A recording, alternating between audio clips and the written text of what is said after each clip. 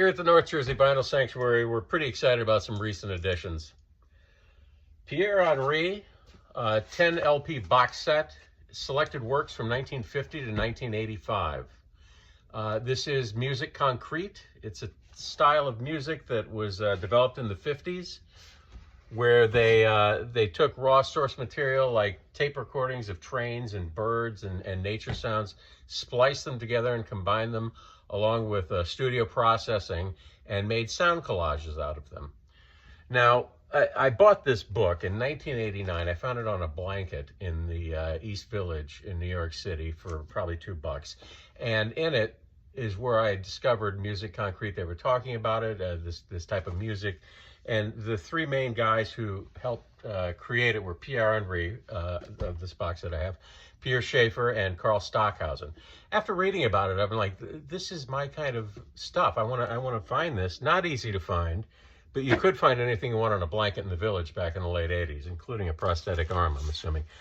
So I got this 10 LP box set. I was talking about Pierre Henry because I got a record recently in my last video I was talking about him. So I'm window shopping and online, and I found this box set, which I didn't know exist. There's only 400 copies made 10 years ago, and I got a pit in my stomach because I wanted it. But then I realized that anybody who buys this is going to know what they're getting into, so nobody's going to buy it and sell it right away because they know exactly what it is if you're going to invest in this kind of box set. So 10 years is not long enough for people to die or move because of a job and they have to get rid of all their records. So I assume all 400 copies are sitting on somebody's shelf somewhere in the world. And I thought if I did find one for sale, it would be like $1,400 and I'd have to get it shipped from Germany. Well, as luck would have it, one guy in New York City was selling it for $200. I couldn't believe it. Beautiful packaging. Look at that. 10 LP set. And this is going to be one of the major scores of this year for me. I'm very thrilled. And that's it. So next up, Psychotronica Volume 2. This is Spanish somatic grooves and funky soundtracks from 1971 to 1976. Apparently in the late 60s, early 70s in Spain, there were a lot of bizarre, erotic, comedy, exploitation type films. And this is the music that you're going to hear on those type of, it's just groovy. It's kind of like soul jazz plus. And I've got volume 1 too, so this completes the collection. Pretty excited about that. I was at a record fair this past weekend. I didn't have a lot of luck. I didn't think it was very good, but the guy I went with was a Rush fan. We were talking about Corrosive Steel. I never got this record. It was their third record.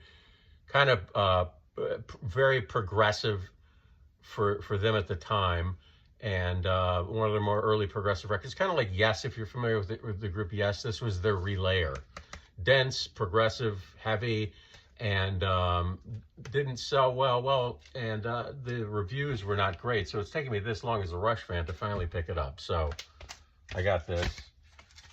4 more volumes of Desperate Rock and Roll. It's a series from the UK, started in the 80s, R&B, rock, rockabilly, and not that expensive. You'll periodically see them in the bins if you want to wait and collect them that way. I'd just soon go online.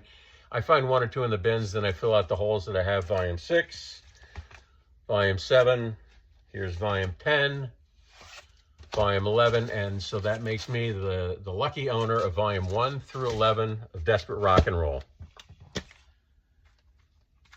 João Donato, Brazilian guy. This is his 7th record. This record came out in 1970, A Bad Donato. It's his 7th record. The 7 records before, he helped establish Bossa Nova. With this record, there was a deviant. He changed, a fork in the road, as there were for a lot of people in 1970. This is instrumental rock. It's psychedelic. It's folk. It's jazz, in addition to samba and bossa nova. And probably one of the best Brazilian jazz records ever made. I highly recommend it. Go online, listen to it. Check it out. Finally, David Tudor microphone. This is something. He was the go-to pianist for avant-garde music for quite a while. He did performances of John Cage, Pierre Boulez, Morton Feldman, Carl Stockhausen, Lamonte Young.